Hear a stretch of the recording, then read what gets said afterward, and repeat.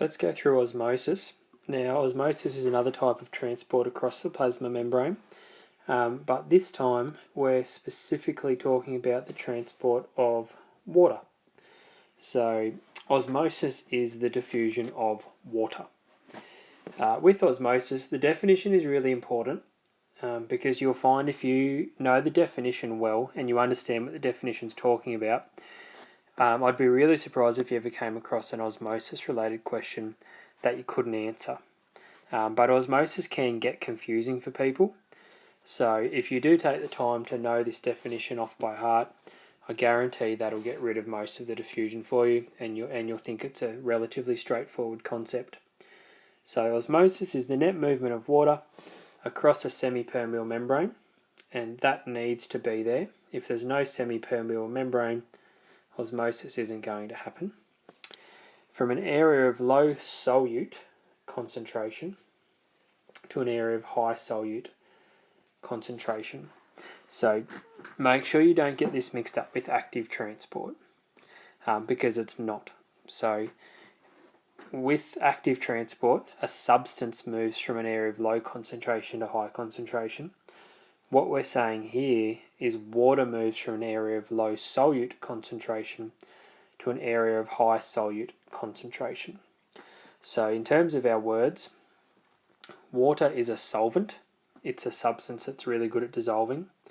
A solute is a substance that gets dissolved in water, and a solution is what's made. So for example, you could have water, a solute could be salt, the solution would be salt water. Now, water can cross a semi-permeable membrane, but the solute can't. And that's sort of where our definition comes from.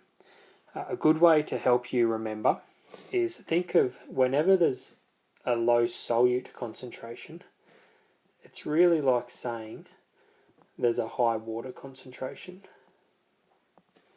And whenever there's a high solute concentration, it's like saying there's a low water concentration. So though it's not biologically correct, just think the less solute, the more room there is for water. The more solute, the less room there is for water, so there's less of it. As I said, that's not scientifically accurate, so just keep it in your head to help yourself remember.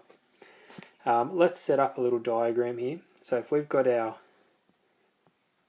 plasma membrane,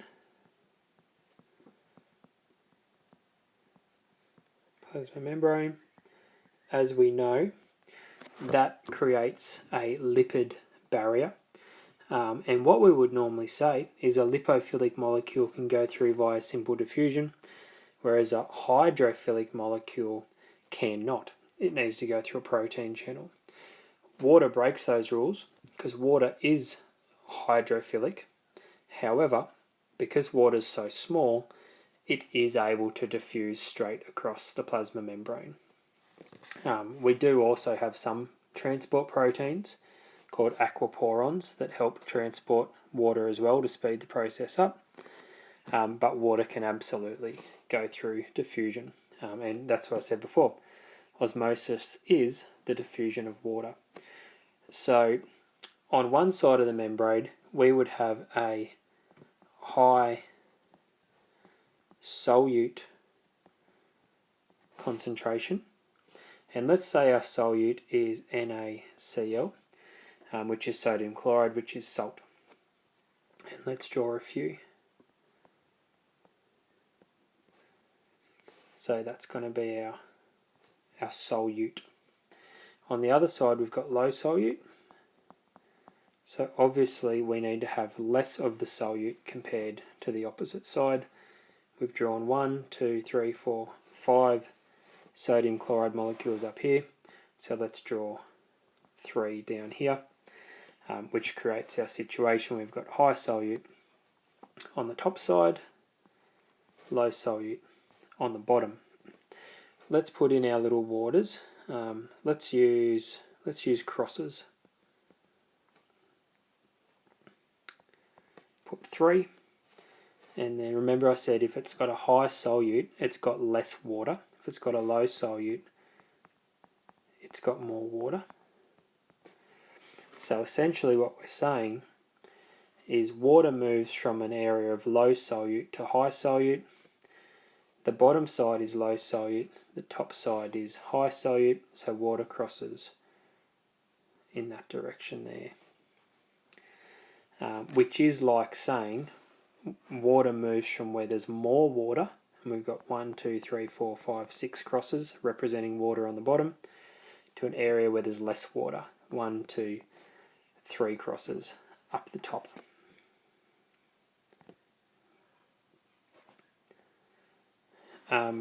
Let's set up a few scenarios of osmosis here.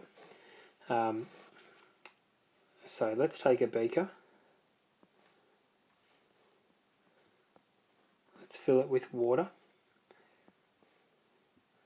Let's put a cell inside. And let's just say this water is a salt solution, and we'll say it's 80% sodium chloride solution. We've placed a cell submersed in the water, and let's say that that cell has a 20% sodium chloride concentration. The question's going to say, what direction does water travel? So let's think back to our definition. Water will move from an area of low solute concentration to an area of high solute concentration. So let's look at our picture. What's got the low solute concentration? Well, inside the cell, so I'll write low. High solute is the solution that the cell's bathed in, so high. Water moves from low solute to high solute, so in this situation, water would exit the cell and move into the surroundings. And we would say that that cell is placed in a solution with a higher solute concentration, and we would say that's hypertonic solution. Hyper meaning lots, tonic referring to the solute. Could draw another little one up here. Same situation, cell. Let's reverse it this time though, and let's say the solution is 20% sodium chloride and the cell is the 80% sodium chloride. Let's go back to our definition. Which way will the water move? Well, let's work out where the low solute is, and that's in the solution. The high solute is in the cell. Water moves from an area of low solute concentration to high solute concentration. In this situation, water would move from the solution into the cell, and we would call that a hypotonic solution. Hypo meaning low, and tonic referring to the solute. So the solution has a lower solute concentration than the cell.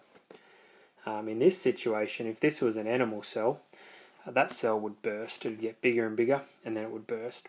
If it was a plant cell, it would become turgid because it has a cell wall. It would get bigger and bigger, and it would stay nice and plump and healthy. Your hypertonic one down here, cell's going to shrivel either way. We could have one other setup down the bottom, and those of you who are relatively across this can probably predict what I'm going to draw. Let's say we've got our cell with 20% sodium chloride solution. Let's say our solution is also 20% sodium chloride. Now we can't say one of them's lower or higher than the other in terms of its solute concentration.